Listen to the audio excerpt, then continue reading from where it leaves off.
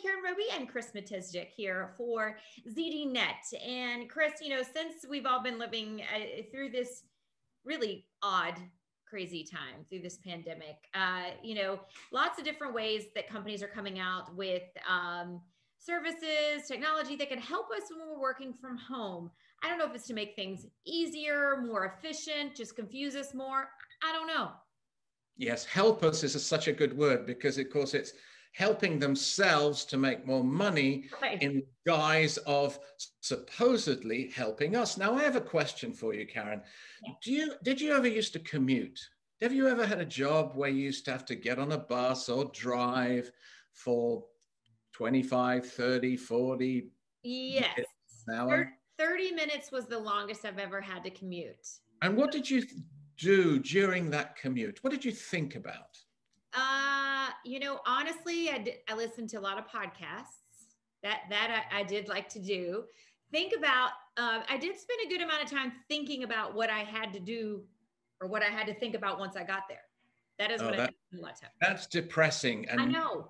It will make Microsoft very happy. You see, Microsoft Teams has a new thing coming next year, and it's called virtual commute. Microsoft did lots of research and discovered that people are actually missing their commutes because it was a chance to kind of empty their heads, supposedly wind down, listen to podcasts. I'm sure yours is WWE podcast or something. Yeah.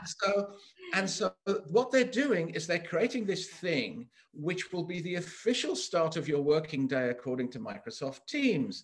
Now, in order to begin your day, Microsoft Teams will be asking you to declare all the things you want to achieve during that day, like a good American, because we're here to achieve things. That's the purpose of our country. And so you're supposed to declare all these things. And then during the day, if you start falling behind, Microsoft Virtual Commute will then prompt you and say, are you getting behind? Are you stressed? Do you want to take a break? That kind of stuff. But when you achieve one of those things, you will get a message that says, and I quote, way to go. Now, don't you want a machine say to you, way to go, you did something, you achieved something. And wait, at the end of your day, you are still on another commute. Your working day has ended. You have finally got off your 15 meetings on Microsoft Teams. Your day has ended, but it hasn't, because the virtual commute will kick back in and say, hi, how are you feeling? Would you like to fill out this questionnaire to tell us about your day and how you're feeling and all those kinds of things? Because, of course, we need to have all that information so that tomorrow we can find the appropriate opportunity to say to you, way to go. So when you're making the commute from your kitchen table, maybe where you do your work, to the couch where you spend the rest of your day, let's just say, instead of just easily making that commute, you need to tell Microsoft how you feel. Well, I'm imagining you'll have to carry your laptop with you to the couch so that you can continue typing in the answers to the questionnaires. This is a work in progress. To be fair, Microsoft has said this is a work in progress, and I can only hope it makes progress, because to me, instead of actually allowing you to switch off during your commute, what it's actually asking you to do is to stay on even though your workday has finished. I mean, personally, when I used to commute, and I used to live, for example, in London, and you'd get on the tube and it would be extremely smelly and everyone would be tightly packed, I would either want to read a newspaper, it's one of those things they used to have in paper and have news on it, or I'd like to read a novel where someone is brutally murdered.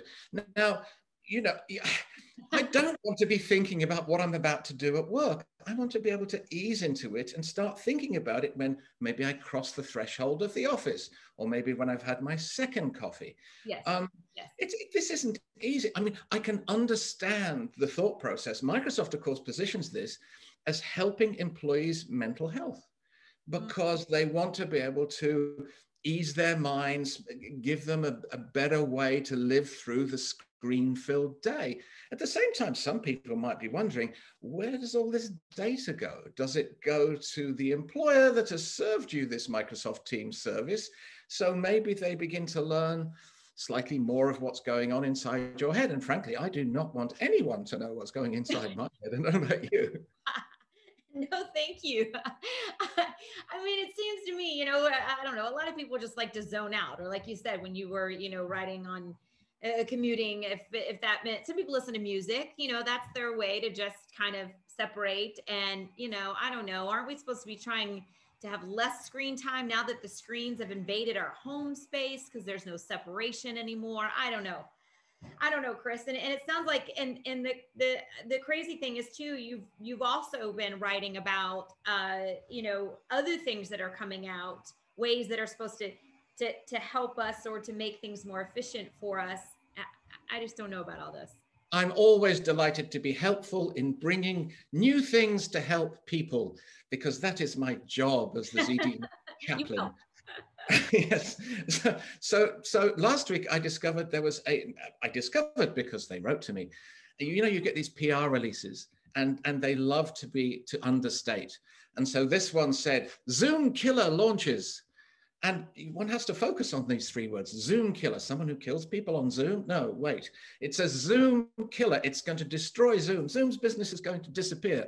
Now, this Zoom killer claims it has a wonderful new idea, because Zoom is allegedly clunky. Its UX is terrible. Its UI is terrible. The whole thing is terrible. Personally, I find it quite easy to use, but no, it's terrible. Whereas this new entrant declares that it has found a new thing that it knows people want, which is a video conferencing service that's more like Slack. Now, I don't know if you've ever used Slack, but Slack is something that people kind of disappear into, secretly loathe, cannot kind of work out where all the threads are going or where they've been, cannot find a thread from a day ago. It's not exactly, to my mind, the ideal, what do they call these things? Oh yeah, productivity tool. Still, it has its function. People seem to use it. But would you really want, and I quote, this is apparently a service that is more like Slack, so you can live in it all the time. Now, don't you want to live in a video conferencing service all the time? Don't you, Karen? No, thank you. Really? Yeah, no. Slack isn't. I don't need to live in it and be videoing in it. And you didn't even, I don't think, did you mention the name of it? Ah, but wait, this is my next step in trying to persuade you. This is wonderful. This is wonderful, because of course this service has a wonderful name, and its name is Vowel. This rhymes with bowel and foul. And then, of course, you want to, if you're launching a brand, you want to turn it into a verb, don't you? Because people talk about Zooming now, don't they? So in this case, would you be happy about voweling your doctor? Oh gosh. And if you got cut off, would it be a disemvoweling? I mean, I think these questions need to be asked, right? They absolutely need to be asked.